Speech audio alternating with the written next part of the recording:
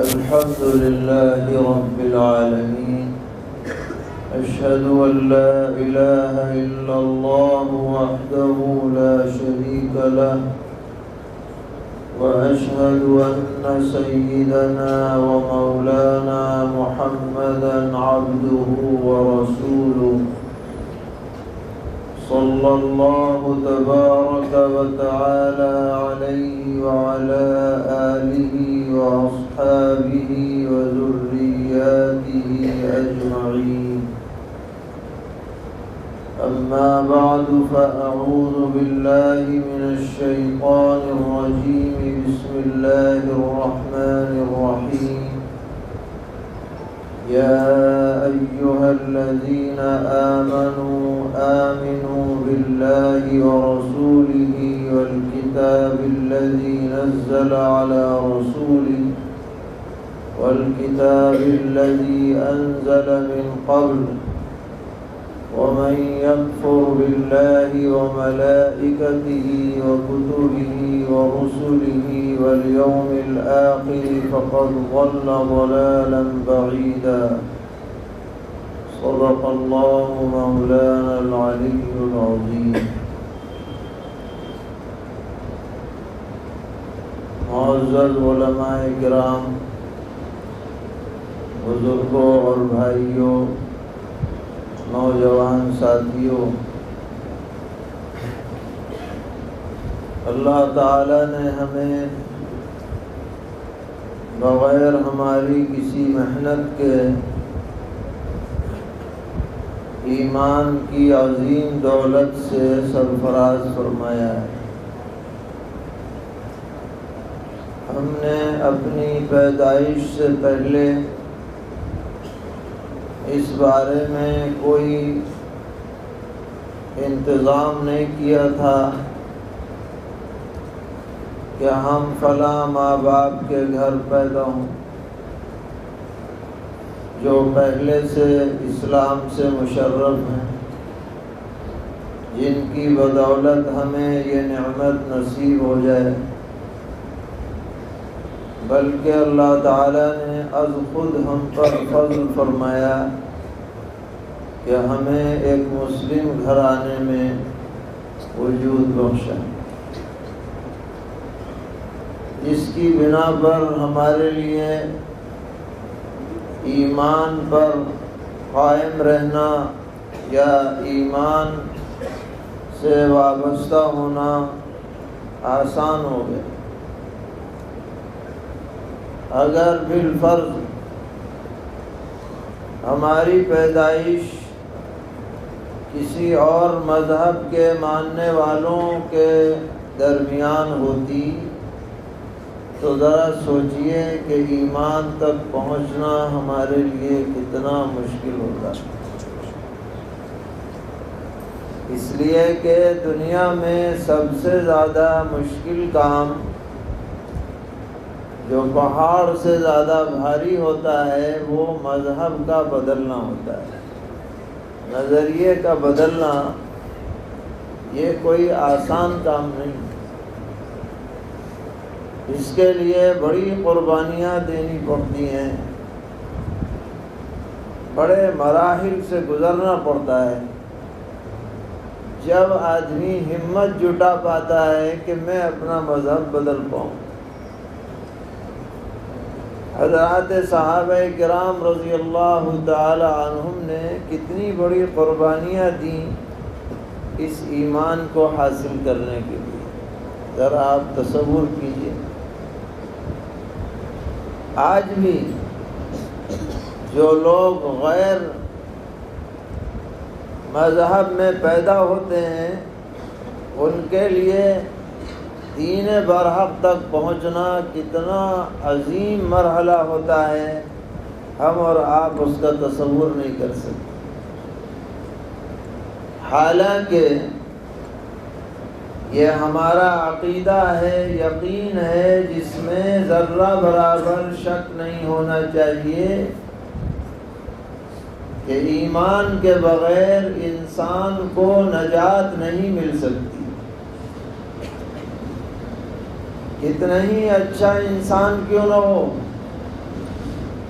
بہت دان دلیا کرنے والا کیوں نہ ہو، لوگوں کے کام آنے والا کیوں نہ ہو، غریبوں کی مدد کرنے والا کیوں نہ ہو، لیکن اگر ایمان کی دولت سے محروم ہے تو وہ جہنم سے بچ نہیں سکتا،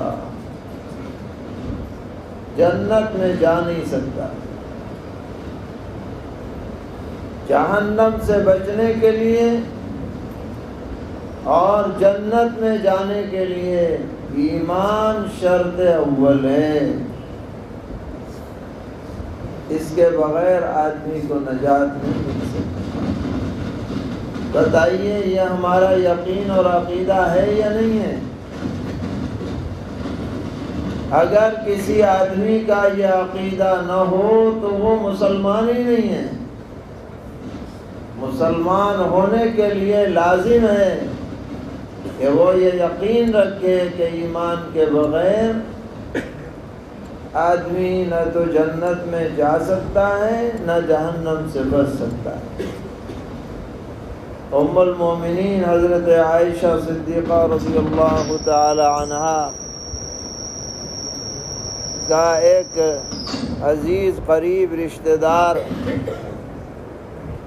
وہ اپنے زمانے میں بہت مہمان نوازی کرتا تھا، غلاموں کو آزاد کرتا تھا، اس کا بڑا شہرہ تھا، نیک نامی تھی۔ امی جان نے حضرت نبی اکرم علیہ السلام سے پوچھا کہ کیا وہ جنت میں جائے گا؟ آپ نے فرمایا اس نے کسی دن لا الہ الا اللہ نہیں کہا، لہذا وہ جنت میں نہیں جا پائے۔ بھلے سے اس نے سینکڑوں غلاموں کو آزاد کیا ہو، بہت اچھا کام کیا ہو دنیا میں، لیکن ایمان نہیں ہے تو نجات نہیں۔ یہ بات کہ ایمان نہیں ہے تو نجات نہیں ہے، یہ ہمیں بھی اپنے دل میں جاگزی کرنی ہے اور ہر اپنے بچے بچی کے دل میں یہ بات سما دینی ہے۔ ایمان ہے تو نجات ہے، ایمان نہیں ہے تو نجات نہیں۔ گھول کے پلا دینا ہے اسے۔ آپ نے علماء سے سنا ہوگا کہ نبی اکرم علیہ السلام نے اپنے نواسے کی پیدائش کے بعد سب سے پہلا عمل آپ نے کیا کیا؟ کان میں، دائیں کان میں اذان اور بائیں کان میں کیا ہے؟ اقامت، تاکہ اس بچے کے صاف دل پر سب سے پہلے کان کے ذریعے سے جو آواز ٹکرائے وہ اللہ اکبر کی آواز ہو، اشہد ان لا الہ الا اللہ کی آواز ہو، اشہد ان محمد رسول اللہ کی آواز ہو۔ یہ بیج اس کے دل میں ڈالا جا رہا ہے کہ یہ راستہ نجات کا ہے۔ حی علی الفلاح کی آواز ہو، حی علی الصلاح کی آواز ہو۔ تو ایمان کے بغیر نجات نہیں۔ اب سوال یہ ہے کہ ایمان کا دعویٰ ہر ایک کر سکتا ہے کہ جی میں مومن ہوں، کوئی بھی کہتے کہ جی میں مومن ہوں۔ کتنے لوگ تو خطرے کو بھانپتے ہوئے اپنے دروازے پہ پہلے ہی کلمہ لکھ دیتے ہیں، لا الہ الا اللہ محمد رسول اللہ۔ گاڑیوں پہ لکھ دیتے ہیں لا الہ الا اللہ، دکانوں پہ لکھ دیتے ہیں لا الہ الا اللہ محمد رسول اللہ۔ دعویٰ کرتے ہیں ہم مومن ہیں، لیکن ایمان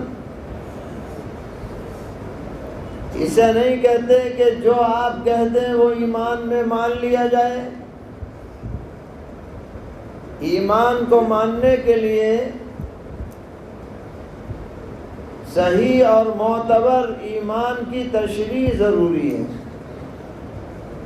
جو معتبر تشریح ایمان کی جائے گی، جب آدمی سمجھا جائے گا کہ وہ مومن ہے۔ محض دعوے سے مومن نہیں ہوتا ہے آدمی۔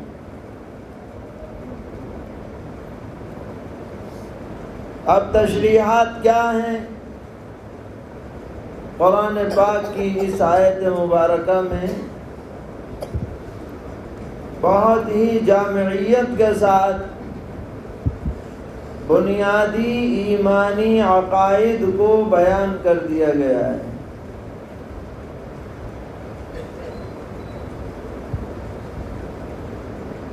چنانچہ تمام ایمان والوں سے خطاب فرما رہے ہیں اللہ تعالیٰ، یا ایھا الذین آمنوا، اے وہ لوگوں جو ایمان لائے، یعنی جو مدعی ہیں اپنے مومن ہونے کے۔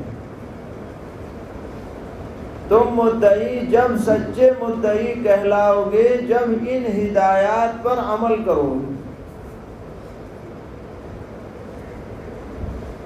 کیا ہے؟ آمنوا باللہ ورسولہ، تم یقین رکھو اللہ پر۔ اللہ پر یقین یہ نہیں کہ ہم اللہ کو مانتے ہیں بس کافی ہے، بلکہ اللہ کی ذات اور اللہ کی صفات پر ایمان لانا کہ اس کی ذات تن تنہا ہے، وہ یکتا ہے، اکیلا ہے، اس کا کوئی ساجی شریک نہیں۔ وہ اپنی صفات میں بے نظیر اور بے مثال ہے، لا مثل لہ ولا مثال لہ ولا نظیر لہ۔ اس کا علم تمام کائنات کو محیط ہے، اس کی قدرت سے کوئی چیز باہر نہیں ہے، وہ کسی معاون کا محتاج نہیں ہے، سارا پاور اسی کے پاس ہے۔ اس تمام تفصیل کے ساتھ اللہ پر ایمان لانا ہے۔ خالی یہ نہیں کہنا کہ ہم اللہ کو مانتے ہیں، ایسے تو بہت سے مانتے ہیں، حتیٰ کہ مشرکین مکہ بھی مانتے تھے اللہ کو۔ قرآن کہتا ہے کہ جب کشتی بھنور میں پھنس جاتی تھی تو سارے بتوں کو بھول جاتے تھے، خدا یاد رہتا تھا، بس اللہ یاد رہتا تھا، اور کہتے تھے اب بچ گئے تو بس بالکل پکے معاہد ہو جائیں گے، کوئی شرک نہیں کریں گے، اور جب بچا لیے جاتے پھر اسی ڈگر پہ آ جاتے۔ کئی جگہ قرآن پاک میں یہ مضمون ہے۔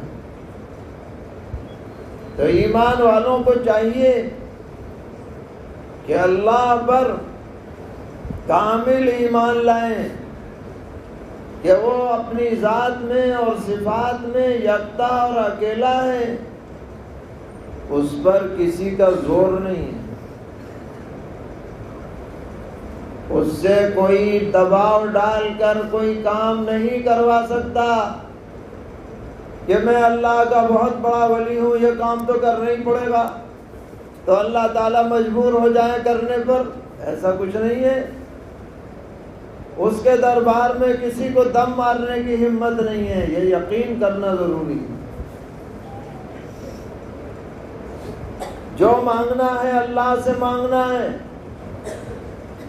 سوال کرنا ہے اللہ سے سوال کرنا ہے، سر جھکانا ہے تو اللہ کے سامنے سر جھکانا ہے، عبادت کرنی ہے تو اللہ کی عبادت کرنی ہے۔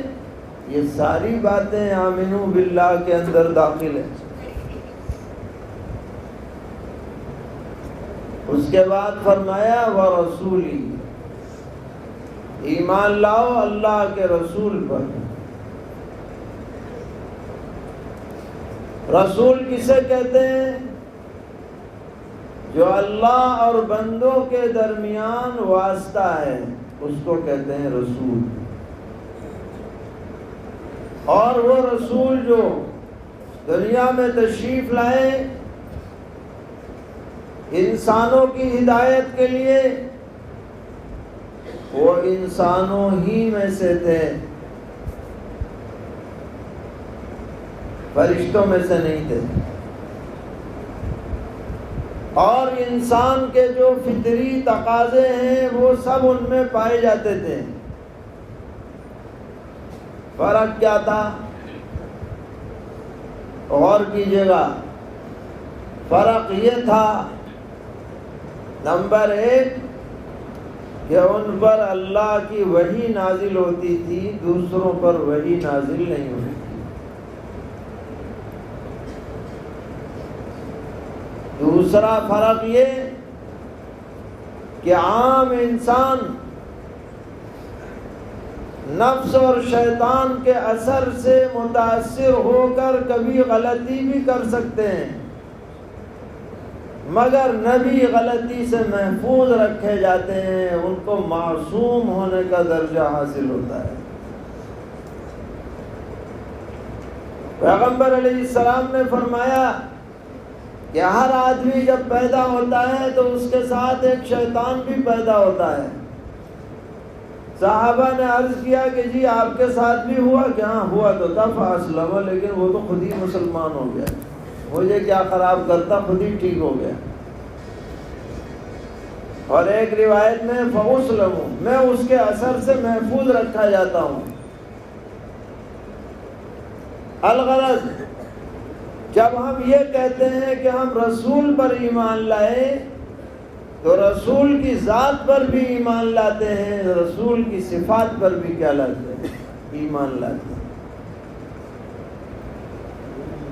پہلے نبیوں کے ساتھ یہ 2 باتیں تھیں، وحی نازل ہوتی ہے، خطا سے معصوم ہوتے ہیں، اور ہمارے آقا اور سردار حضرت محمد مصطفیٰ صلی اللہ تعالی علیہ وسلم کے ساتھ ایک اور صفت بھی شامل کی گئی، وہ یہ ہے کہ آپ رسول ہیں اور آخری رسول ہیں۔ ختم نبوت بھی آپ کی صفت ہے، خاتم النبیین ہونا بھی صفت ہے۔ اب جو آدمی ایمان لا رہا ہے رسول پر، یعنی رسول اکرم صلی اللہ تعالی علیہ وسلم پر، تو لازم ہے کہ وہ آپ کو خاتم النبیین بھی مانے، ورنہ آپ کو ماننا نہیں مانا جائے گا۔ نہیں سمجھے؟ آپ کو ماننا نہیں مانا جائے گا۔ حضرت والد صاحب رحمۃ اللہ علیہ فرماتے تھے یہ قرآن پاک میں وَلَٰكِن رَسُولَ اللَّهِ وَخَاتَمَ النَّبِيِّينَ، پیغمبر علیہ السلام کے بارے میں فرمایا گیا کہ وہ اللہ کے رسول ہیں اور نبیوں کے سلسلے کو ختم فرمانے والے ہیں۔ اس کی تشریح پیغمبر علیہ السلام نے فرمائی، انا خاتم النبیین لا نبی بعدی۔ کیا تشریح فرمائی؟ میں خاتم النبیین ہوں، میرے بعد کسی کو نیا نبی بنایا نہیں جائے گا۔ یہ حضور نے تشریح کر دی، یہ تشریح رجسٹرڈ تشریح ہے، اس کے خلاف کوئی تشریح معتبر نہیں ہے، ریجیکٹ ہے اگر کوئی اور تشریح کرے اس، کیونکہ یہ رجسٹرڈ تشریح ہوگی۔ انا خاتم النبیین لا نبی بعدی۔ اب کوئی کتنے ہی دعوے کر لیں اور کتنے ہی لوگ اس کے ماننے والے بن جائیں، نعوذ باللہ، وہ جھوٹا نبی تو ہو سکتا ہے، سچا نہیں ہو سکتا۔ جب ہم رسول کو مانتے ہیں تو رسول اللہ کے ساتھ ساتھ خاتم النبیین کا ماننا بھی لازم اور ضروری ہے، اس کے بغیر رسول پر ایمان معتبر نہیں، چاہے کتنے کلمے لکھ کے لگا لو، کوئی اعتبار نہیں۔ آمنوا باللہ ورسولہ، ایمان لاؤ اللہ تعالیٰ پر، اس کی ذات و صفات کے ساتھ، ایمان لاؤ اللہ کے رسول پر، اس کی بھی ذات اور صفات کے موافق، اور ایمان لاؤ اس کتاب پر جو اللہ تعالیٰ نے اپنے پیغمبر پر تھوڑی تھوڑی کر کے نازل کی، والکتاب الذی نزل علی رسولی۔ علماء جانتے ہیں کہ نزلہ یہ تفعیل کے باب کا فعل ہے، اور تفعیل کی خاصیت ہے تھوڑا تھوڑا کر کے کام ہونا، کنٹینیو ہونا، بار بار ہونا۔ تو قرآن کا نزول 23 سال میں موقع بموقع ہوا ہے۔ آسمان دنیا پہ تو ایک ساتھ اتر گیا تھا، رمضان المبارک کے مہینے میں، شب قدر میں۔ ابھی آنے والا ہے رمضان، اللہ تعالی ہم سب کو اس کو وصول کرنے کی توفیق عطا فرمائے۔ انا انزلناہ فی لیلۃ القدر، ہم نے قرآن نازل کیا لیلۃ القدر، شب قدر میں۔ وما ادراک ما لیلۃ القدر، لیلۃ القدر خیر من الف شہر۔ اور آپ کو کیا معلوم شب قدر کیا ہے؟ تو شب قدر وہ رات ہے کہ جس میں عبادت کرنا 1000 مہینے مسلسل عبادت کرنے سے بھی افضل ہے۔ اس رات میں قرآن اکٹھا نازل ہوا آسمان دنیا پر لوح محفوظ سے۔ فرمایا گیا شہر رمضان الذی انزل فیہ القرآن، رمضان کا مہینہ وہ ہے جس میں قرآن نازل ہوا، جو ہدایت ہے، جس میں دلائل ہے، روشنی ہے، حق اور باطل کے درمیان امتیاز کرنے کا خاصہ ہے۔ تو الغرض اس پوری کتاب پر ایمان لانا ایمان کے لیے ضروری ہے۔ والکتاب الذی نزل علی رسولہ، الحمد شریف سے لے کر اور والناس تک ایک ایک لفظ پر ایمان لانا ضروری ہے، ایک ایک آیت پر ایمان لانا ضروری ہے، اور سب کے بارے میں یقین کرنا لازم ہے کہ اللہ نے جو فرمایا وہ برحق ہے، چاہے ہماری عقل اسے قبول کرے یا نہ کرے، ماننا لازم ہے۔ کل من عند ربنا، کوئی اس میں تعویل تلبیس اس کی اجازت نہیں ہے۔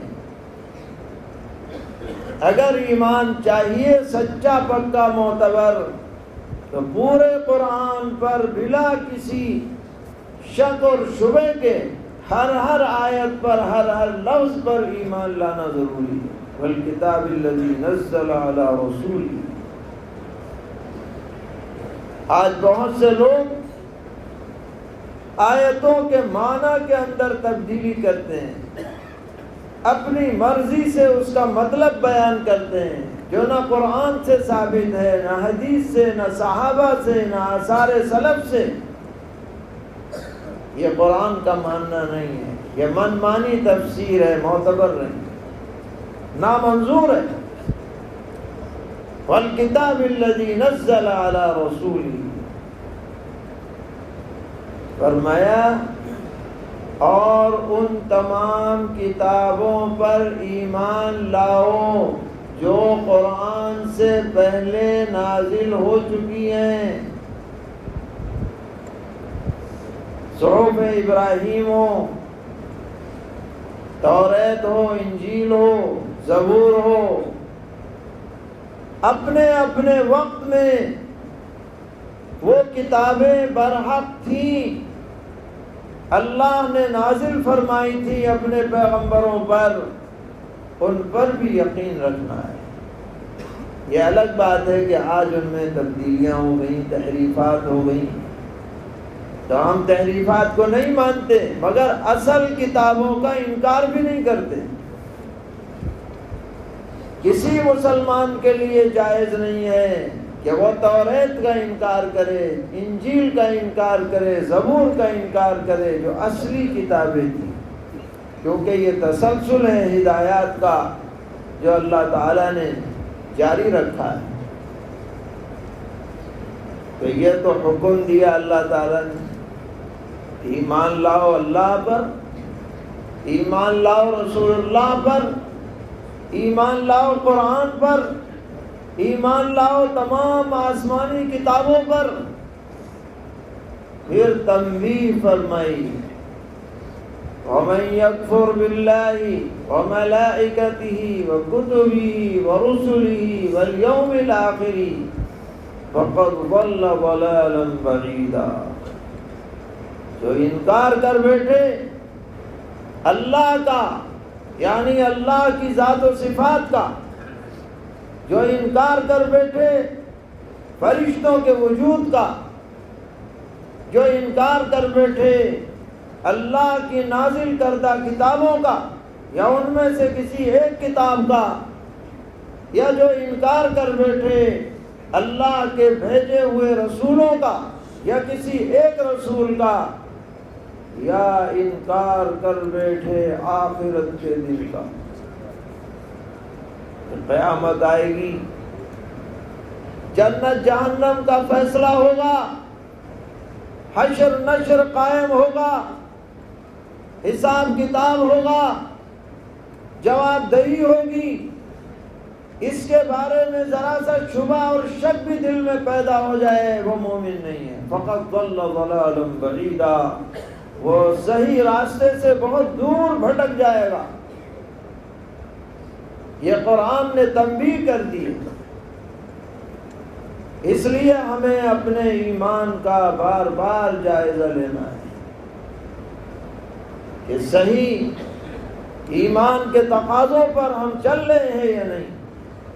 ارد گرد کا بھی جائزہ لینا ہے، غلط افکار، نظریات، گمراہیوں کی باتیں جہاں بھی ہمیں پتہ چلے اپنی حد تک اس کو صحیح کرنے کی کوشش کریں، اپنے بھائیوں کو، گھر والوں کو، خواتین کو، نوجوانوں کو بچانے کی کوشش کریں۔ آج سوشل میڈیا کا دور ہے، ہر آدمی کے ہاتھ میں اسمارٹ فون ہے، بہت سے لوگ پگڑی باندھے ہوئے، لمبے کرتے والے، ہاتھ میں تسبیح لیے ہوئے، پروچن دیتے ہوئے نظر آئیں گے، نئی نئی باتیں پیش کریں گے جو آج تک آپ نے نہ سنی ہوں گی۔ تو ہر ایک پر آپ یقین نہ کریں، اپنے معتبر مستند علماء سے رابطہ رکھیں۔ کسی مجلس میں اگر کوئی آدمی بات پیش بھی کرے، آپ اس سے الجھنے کے بجائے اپنے معتبر عالم سے فوراً رابطہ کریں کہ ہمارے سامنے ایسی بات آئی ہے، اس کی کیا حقیقت ہے۔ کیونکہ بعض مرتبہ کم علمی کے ساتھ بحث کرنے سے خود آدمی کنفیوز ہو جاتا ہے۔ کم علم رکھنے والا آدمی کبھی بحث میں نہ پڑے، بحث وہی کرے جسے اپنے علم پر پختہ اعتماد ہو، تو اس بحث کا فائدہ ہوتا ہے، ورنہ تو وہ خود مبتلا ہو جاتا ہے۔ بہت سے لوگوں کے بارے میں یہ بات معروف ہے کہ ان کو اللہ نے اچھا علم دیا تھا لیکن پختگی نہیں تھی۔ وہ فرق باطلہ کے مقابلے کے لیے سامنے آئے، انہوں نے ایسے ایسے سوالات کر دیے کہ یہ اپنی کم علمی کی وجہ سے جواب نہیں دے پائے تو خود ہی اس میں شامل ہو گئے، نعوذ باللہ۔ ان کا ذہن کمزور پڑ گیا، حتیٰ کہ کہا جاتا ہے کہ مرزا قادیانی کا جو پہلا نائب بنا اس کے موت کے بعد، حکیم نور الدین، یہ ذی علم آدمی تھا اور یہ پہلے بحث کرتا تھا، جو ختم نبوت کے منکرین تھے ان سے یہ مناظرے کیا کرتا تھا، لیکن ایک موقع ایسا آیا کہ بجائے مناظرہ کرنے کے اسی میں شامل ہو گیا، اتنا مقرب ہو گیا۔ کہتے ہیں بعض کتابوں میں ہم نے پڑھا کہ جب مرزا قادیانی تقریر کرتا تھا تو اس پہ ایسا اثر ہوتا تھا کہ آنکھوں سے آنسو رواں ہوتے، ایسا متاثر ہو۔ تو ہمیں اپنا ایمان پختہ رکھنا ہے، بیدار اور ہوشیار رہنا ہے، اپنے بچوں کو، بچیوں کو، خاص کر ایسے بچے بچیاں جو غیروں کے ماحول میں جاتے آتے ہیں، ان کو زیادہ ایمانی فکر دلانے کی، ایمان پر قائم رکھنے کی ضرورت ہے۔ اللہ تعالی ہم سب کو ہر طرح کی گمراہیوں سے محفوظ فرمائے اور دین پر ثبات قدمی نصیب فرمائے، اس مجلس کو بے حد قبول فرمائے۔ ان فتنوں کا اس وقت ذکر کیا گیا ہے، اللہ تعالیٰ ان تمام فتنوں سے اور ان جیسے فتنوں سے ہمیں، ہماری نسلوں کو محفوظ رکھیں۔ وصلی اللہ تعالی علی خیر خلقہ محمد وعلی آلہ واصحابہ وذریاتہ اجمعین۔